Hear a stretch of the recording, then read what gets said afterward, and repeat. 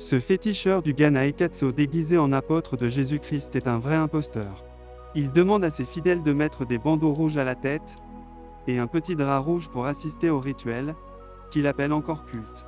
Il accompagne cette cérémonie avec de l'herbe verte qu'il leur distribue chacun pour le rituel.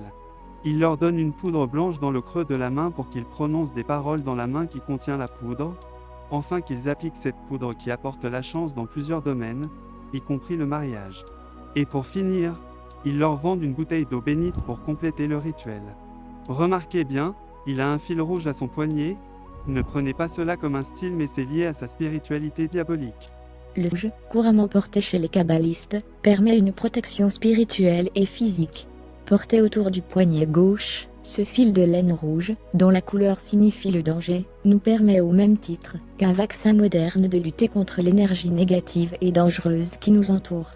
Ce fil rouge de laine est porté du côté gauche, car les kabbalistes désignent la partie gauche du corps comme un lieu où pénètre l'énergie.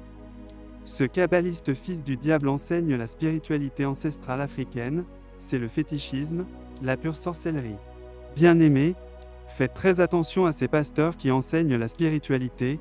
Dieu n'a jamais envoyé ses serviteurs prêcher la spiritualité, mais plutôt sa parole, l'évangile du salut.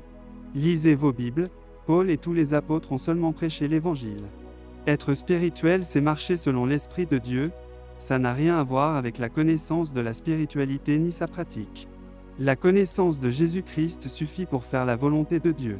C'est le temps de la fin, plusieurs faux prophètes sont dans le monde comme le dit la prophétie. Il donne des tissus et bandeaux rouges à ses adeptes, il leur donne de l'herbe, de la poudre et de l'eau bénite, n'est-ce pas un marabout? Quelle est la différence entre ce monsieur et un féticheur? Nombreux d'entre ces faux pasteurs cachent encore leurs pratiques, mais Dieu fera en sorte qu'ils soient découverts. Tous ceux qui mélangent l'évangile et la spiritualité sont des agents du diable.